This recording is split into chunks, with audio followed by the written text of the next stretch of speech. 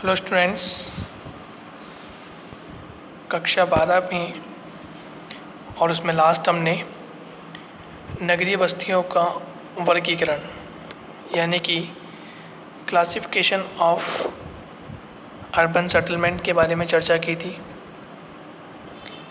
वहाँ हमने पढ़ा था कि जनसंख्या का आकार के आधार पर बस्तियों का वर्गीकरण निश्चित होता है, व्यावसायिक संरचना होती है, प्रशासन होता है और कुछ आवश्यक दशाएं शामिल की जाती है, जिसके अंतर्गत हम सांस्कृतिक विरासत के जो नगर होते हैं उसके आधार पर भी नगरों का विकास होता है, या फिर हम आर्थिक गतिविधियों के आधार पर भी, औद्योगिक गतिविधियों के आधार पर भी नगरों का विकास कर लेते हैं। उससे पूर्व हमने नगरीय अधिवास की कुछ विशेषताओं की चर्चा की थी और उसको हमने ग्रामीण अधिवास की विशेषताओं से लिंक करके पढ़ा था। आई होप आपको वो लेक्चर समझ में आया होगा। और आज एक नए लेक्चर के साथ back to back videos upload होते हैं और आप उन्हें पढ़िए। बोर्ड पैटर्न पे कैसे क्वेश्चंस बनते हैं वो भी मैं डील करता हूँ। और यदि आप इस चैनल पे नए हैं तो इसे लाइक, शेयर और सब्सक्राइब ज़रूर कीजिए ताकि आने वाले वीडियोस का नोटिफिकेशन आपको मिलता रहे। यदि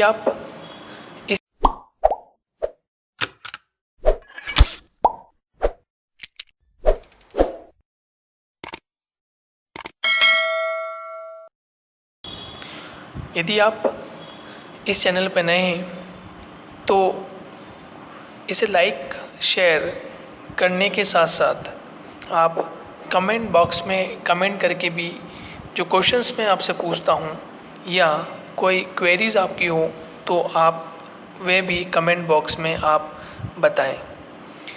आप सभी का मेरे इस YouTube चैनल जियो प्लैनेट कॉर्नर पर हार्दिक स्वागत। आज एक नए टॉपिक के साथ नगरीय अधिवासों के प्रकार की हम चर्चा करेंगे कि कौन कौन से नगरीय अधिवासों के प्रकार होते हैं। बैक टू बैक एक चर्चा करेंगे और ये क्यों महत्वपूर्ण है और बोर्ड एग्जामिनेशन में कैसे क्वेश्चन पूछे जाते हैं, हम इसकी भी चर्चा करेंगे।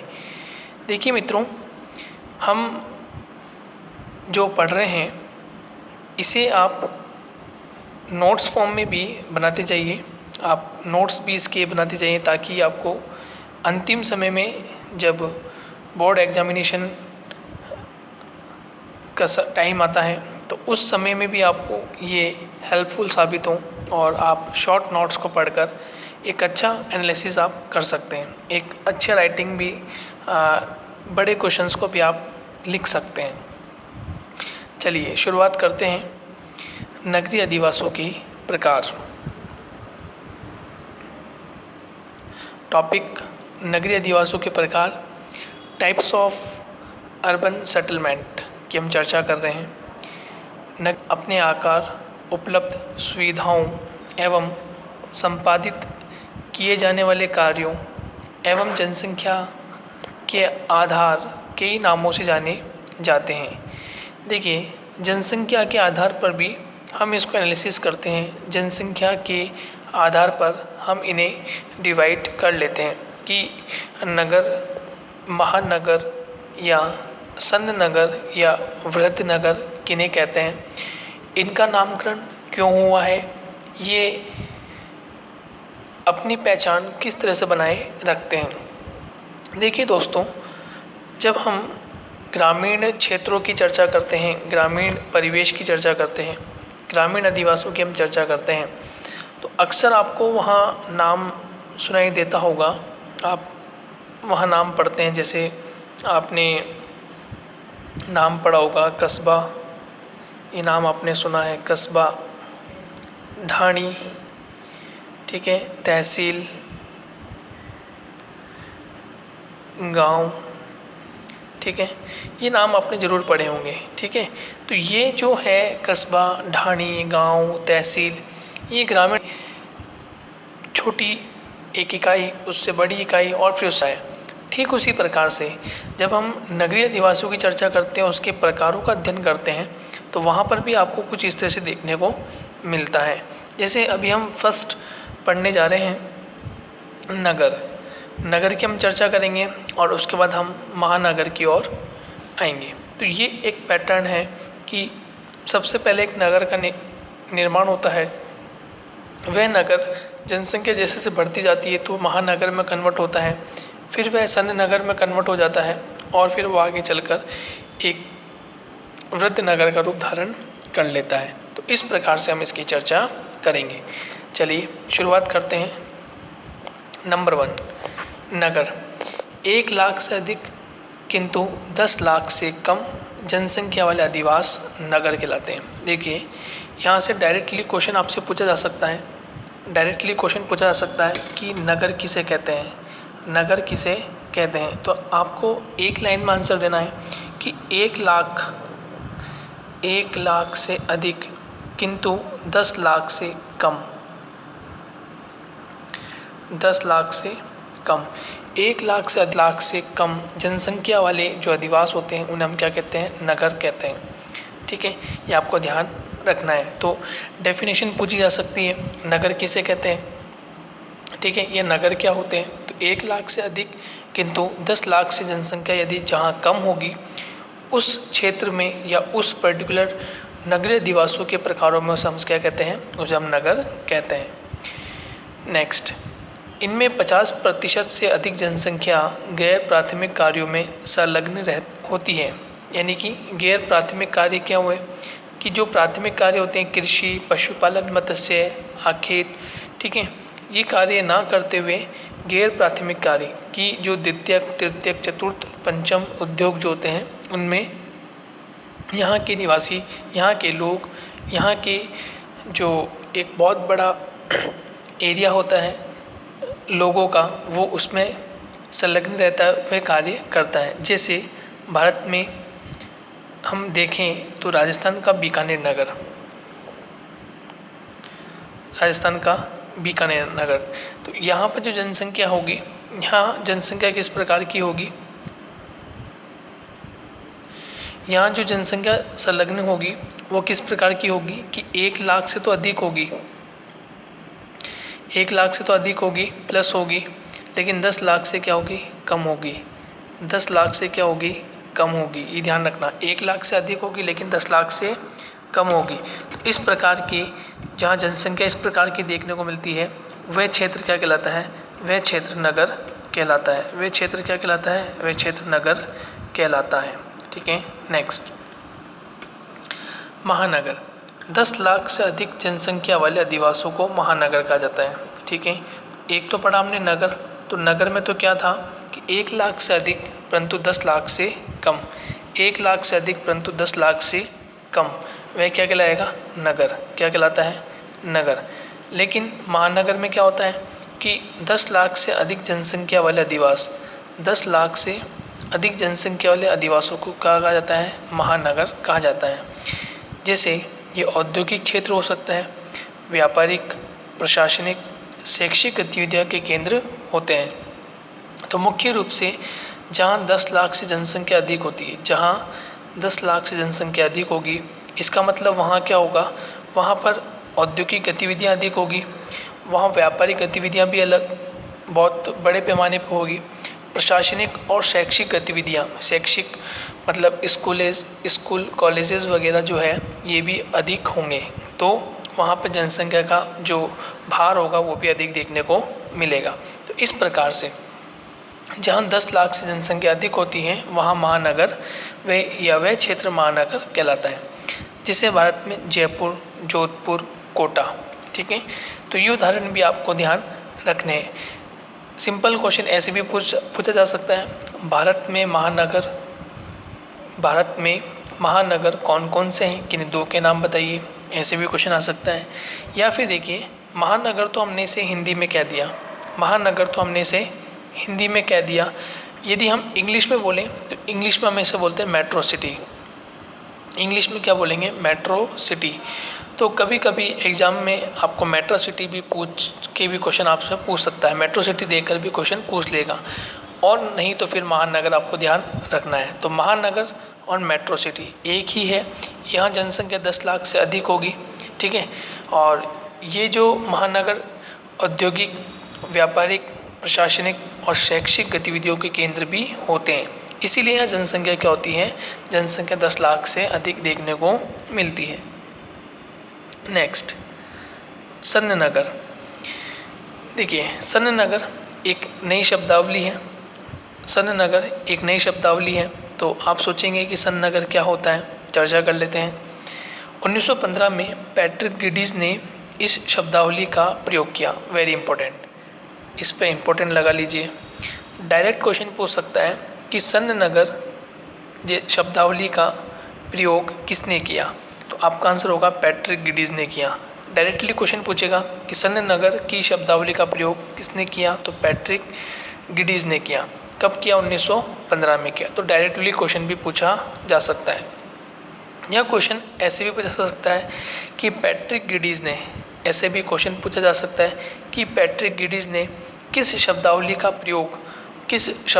प्रयोग नगर के लिए किया, किस शब्दावली का प्रयोग नगर के लिए किया, तो सन्न नगर, ठीक है। क्या याद रखना आपको, सन्न नगर। इंग्लिश में सैटेलाइट टाउन। देखिए, ये विशाल विकसित नगरीय क्षेत्र होते हैं जो अलग अलग नगरों या शहरों के आवास से मिलकर विशाल नगरीय क्षेत्र में बदल जाते हैं। जैसे होता क्या है कि कोई विशाल नगर है या कोई विशाल क्षेत्र है, सपोज़ मान लेते हैं कि ये कोई विशाल क्षेत्र है, दिल्ली है, ठीक है, और इसके पास इसके सैटेलाइट टाउन, इसके छोटे छोटे जो शहर हैं वो इसके चारों ओर बसना शुरू हो जाते हैं, इस तरह से बसना शुरू हो जाते हैं। तो ये जो दिल्ली और दिल्ली के आसपास का जो रीजन होता है, दिल्ली एक महानगर, एक मेट्रो सिटी, यदि उसके आसपास अन्य नगरों का बसा होना शुरू हो जाता है, ये क्षेत्र दिल्ली से बिल्कुल कनेक्टेड होते हैं। ये क्षेत्र दिल्ली से क्या होते हैं, कनेक्टेड होते हैं। तो ये दिल्ली के क्या कहलाते हैं, सैटेलाइट टाउन कहलाते हैं। क्योंकि यहाँ के जो व्यक्ति हैं जो रोज़गार पाने के लिए अपने कार्यों को निष्पादित करने के लिए, चाहे वह व्यापारिक हो, चाहे वह औद्योगिक हो, प्रशासनिक क्रिया हो, शैक्षिक गतिविधियाँ हों, ये कहीं ना कहीं इन क्षेत्रों से दिल्ली की ओर या गुरुग्राम की ओर या रेवाड़ी की ओर, गाज़ियाबाद की ओर प्रतिदिन आते हैं और प्रतिदिन चले जाते हैं, यानी कि प्रतिदिन आना और जाना इनका होता है। तो ये जो टाउन इस तरह से बन जाते हैं, इन्हें हम बोलते हैं सन्न नगर, सैटेलाइट टाउन हम इसकी संज्ञा देते हैं। ये आपको ध्यान रख लेनी है, ठीक है। तो ग्रेटर लंदन, ठीक है, टोक्यो, शिकागो आदि ऐसे प्रमुख बड़े बड़े सन्न नगर हैं जहाँ पर विशेष परिस्थितियों में इन्हें बसाया गया है, ये इन्हें विशेष परिस्थितियों में माना जाता है। यदि हम भारत की चर्चा करें कि भारत में ऐसा कौन सा रीजन है, भारत में देखें नोएडा, ये सन्न नगर के उदाहरण हैं। देखिए, सन्न नगर के उदाहरण क्यों हो गए, क्योंकि दिल्ली तो एक मेन मेट्रो सिटी हो गई, उसके पास में गुड़गांव, यानी हम इसको गुरुग्राम कहते हैं, ठीक है। गुड़गांव का नया नाम हो गया गुरुग्राम, तो आपको ध्यान रखना है, ठीक है। दिल्ली, अब दिल्ली से नोएडा, अब नोएडा में एक तो सिंपल नोएडा है, एक ग्रेटर नोएडा है। तो जैसे जैसे कोई सिटी, कोई शहर विकसित होता है, आगे बढ़ता जाता है, तो उसका नाम भी परिवर्तित होता जाता है और उसका जो पूरा जो एरिया होता है, ठीक है, क्षेत्रफल जो होता है वो भी विकसित होता रहता है। तो इस प्रकार से इन्हें हम कहते हैं सन्न नगर। तो यहाँ से 3 क्वेश्चन कि सन्न नगर क्या होता है। पहली बात तो आपको ये ध्यान रखनी है कि एक मुख्य शहर, एक मुख्य मेट्रो सिटी और उसके चारों ओर बसने वाले उसके शहर जो उस पर आश्रित होते हैं, ये सन्न नगर कहलाता है। नंबर 2 कि सन्न नगर जैसी शब्दावली किसने दी, तो 1915 में पैट्रिक गिडीज ने दी, ठीक है। और नंबर 3 कि दिल्ली, गुरुग्राम, दिल्ली से ग्रेटर नोएडा, दिल्ली से नोएडा, ये क्या कहला रहे हैं, गाज़ियाबाद, ये सब क्या कहला रहे हैं, सन्न नगर कहलाते हैं, ठीक है। नेक्स्ट,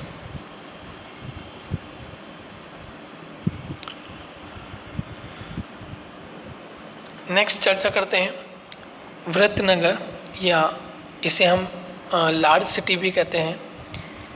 अंग्रेजी में से मेगालोपोलिस कहते हैं। मेगालोपोलिस। तो देखें यहाँ से एक बिल्कुल सीधा सा क्वेश्चन पूछा जा सकता है कि मेगालोपोलिस किसे कहते हैं। डायरेक्ट क्वेश्चन पूछा जा सकता है। तो अंग्रेजी में इसे मेगालोपोलिस कहते हैं। ठीक है, देखिए पहले हमने पढ़ा मेट्रो, पहला पढ़ा था हमने मेट्रो, और ये क्या हो गया मेगालो, यानी कि ये सब बड़ा रूप हो गया। ठीक है, ये वृत्त नगर, इंग्लिश में इसको क्या बोलते हैं मेगालोपोलिस। ठीक है, क्लियर हो गया। मेट्रो क्या हो गया वृत्त नगर या मेगालोपोलिस से छोटा शहर, छोटा नगर हो गया, और ये क्या हो गया मेगालोपोलिस हो गया। तो आप इसको भी ध्यान रखें, यहाँ से भी क्वेश्चन डायरेक्ट पूछा जा सकता है कि मेगालोपोलिस किसे कहते हैं। तो वृत्त नगर जो होते हैं, जो बड़े विशाल नगर होते हैं, उन्हें हम क्या कहते हैं मेगालोपोलिस। इसका अर्थ क्या होता है विशाल नगर होता है। इसका प्रयोग सन 1857 में जिन गॉटमैन ने किया था। तो एक और अच्छा क्वेश्चन यहाँ से पूछा जा सकता है कि मेगालोपोलिस का जो प्रयोग किया गया, ये मेगालोपोलिस का जो नाम दिया गया वो किसके द्वारा दिया गया। तो जिन गॉटमैन के द्वारा दिया गया। कब दिया गया 1857 में। ध्यान रखना 1915 में पैट्रिक गिडिस के द्वारा नाम दिया गया सन्य नगर। क्या नाम दिया गया सन्य नगर। जबकि 1857 में, और याद है आपको 1857 की क्रांति आपको ध्यान होनी चाहिए, भारत में 1857 की क्रांति। इससे भी आपको याद हो जाएगा कि 1857 क्यों महत्वपूर्ण है।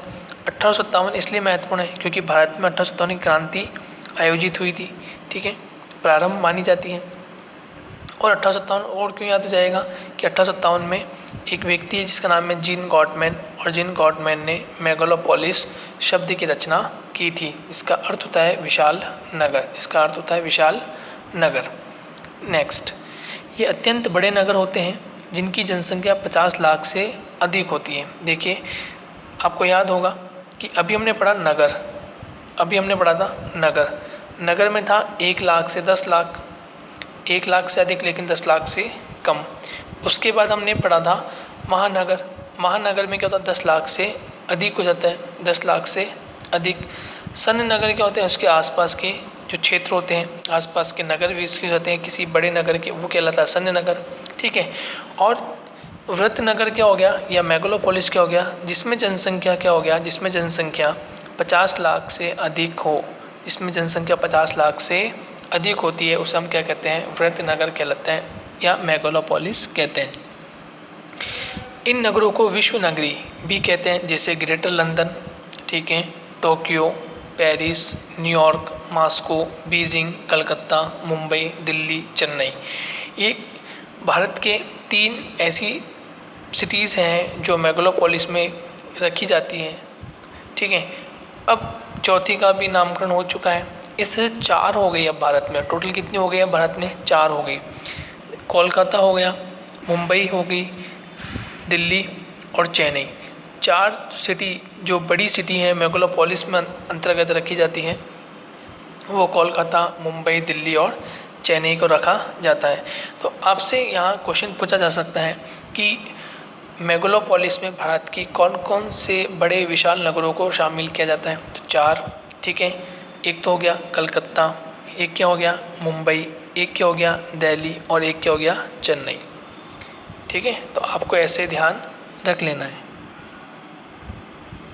कलकत्ता, मुंबई, दिल्ली और चेन्नई, इनको शामिल किया जाता है। उसके अलावा यदि हम दूसरे देशों को देखें तो ग्रेटर लंदन, ये यूके का शहर हो जाएगा, ग्रेटर लंदन। ठीक है, ये यूके, तो ब्रिटेन की राजधानी क्या है लंदन, तो आपको ऐसे ध्यान रखना है। टोक्यो, ये जापान, ठीक है, जापान की राजधानी। पेरिस, फ्रांस की राजधानी। न्यूयॉर्क, अमेरिका, ठीक है, लेकिन राजधानी नहीं है, राजधानी वाशिंगटन डीसी है। न्यूयॉर्क बड़ा शहर हो जाएगा। मॉस्को, ये रशिया यानी रूस। बीजिंग, चीन। ऐसा आपको ध्यान रख लेना है कि मोस्ट ऑफ दी सिटीज़ कौन कौन सी हैं, उसमें ग्रेटर लंदन, टोक्यो, पेरिस, ठीक है, New York, Moscow, Beijing, Kolkata, Mumbai, Delhi, Chennai को शामिल किया जाता है। तो भारत के विशेष ध्यान रखना है कि भारत में कौन कौन सी ऐसे वृद्ध नगर हैं जिन्हें मेगालोपोलिस भी संज्ञा दी जाती है। और मेगालोपोलिस जो नाम है वो किसने दिया, 1857 में जीन गॉटमैन द्वारा दिया गया। तो ये आपको ध्यान रख लेना है, ठीक है। तो देखिए हमने 4 मेन प्रकारों के बारे में अध्ययन कर लिया। एक हो गया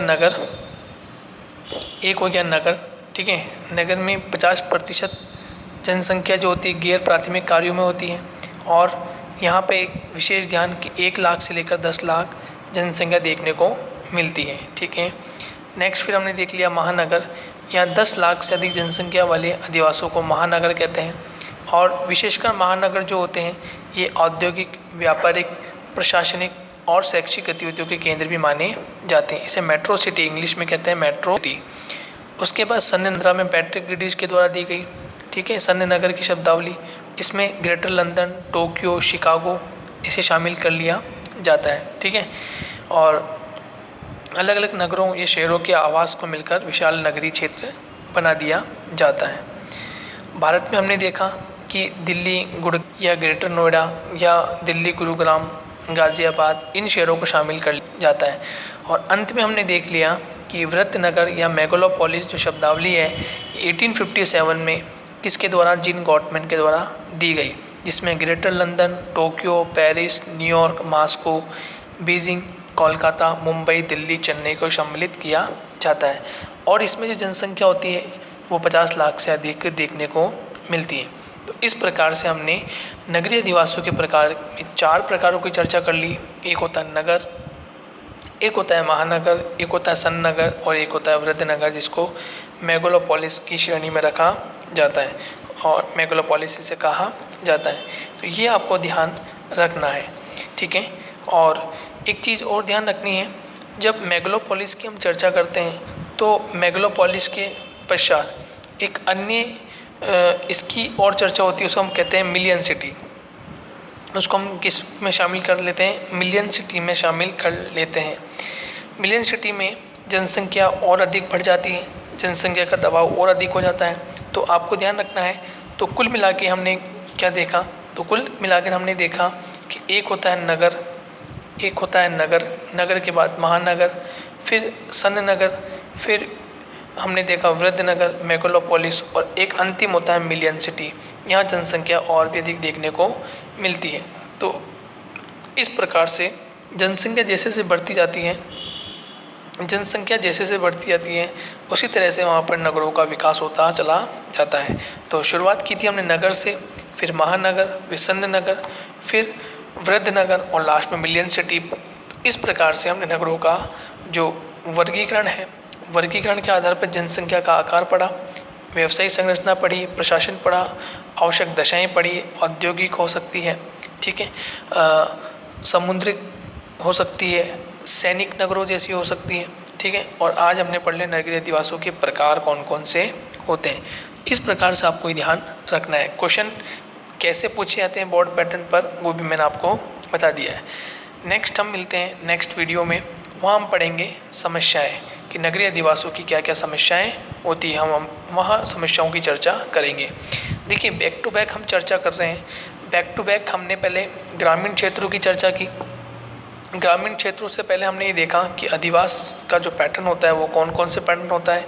एक अस्थायी अधिवास होता है, एक स्थायी अधिवास होता है, इसकी चर्चा की, ठीक है। उसके बाद हमने चर्चा की थी कि मानव अधिवास के वर्गीकरण 2 तरह से होते हैं, एक होता है ग्रामीण, एक होता है नगरीय। तो ग्रामीण में हमने चर्चा की ग्रामीण अधिवास का जो प्रकार होते हैं वो कौन कौन से होते हैं, सघन, ठीक है, प्रकीर्ण, मिश्रित और पल्ली अधिवास, इसकी चर्चा की। फिर ग्रामीण अधिवासों के प्रतिरूपों की चर्चा की, ग्रामीण अधिवास के जो प्रतिरूप होते हैं हमने उनकी चर्चा की। फिर ग्रामीण अधिवासों की समस्याओं की चर्चा की कि कौन कौन सी समस्याएं होती हैं उनकी हमने चर्चा की। उसके बाद हमने नगरीय अधिवास क्या होते हैं, क्या विशेषताएं होती हैं और इंटरलिंक करके पढ़ा कि ग्रामीण अधिवासों की जो विशेषताएं होती हैं उसको इंटरलिंक किससे किया, ग्रामीण अधिवासों की समस्याओं से। तो ग्रामीण अधिवासों की विशेषताओं से या उनकी जो समस्याएं वहाँ पर उत्पन्न होती उससे, तो ये अधिवास की विशेषता हो गई।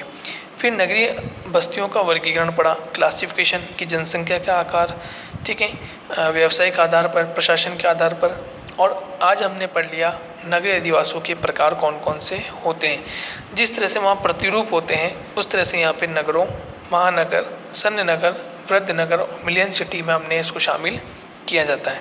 इस प्रकार से हमने इसको कंप्लीट कर लिया है। ठीक है, तो नेक्स्ट लेक्चर में पुनः वापस आते हैं। जब तक के लिए धन्यवाद।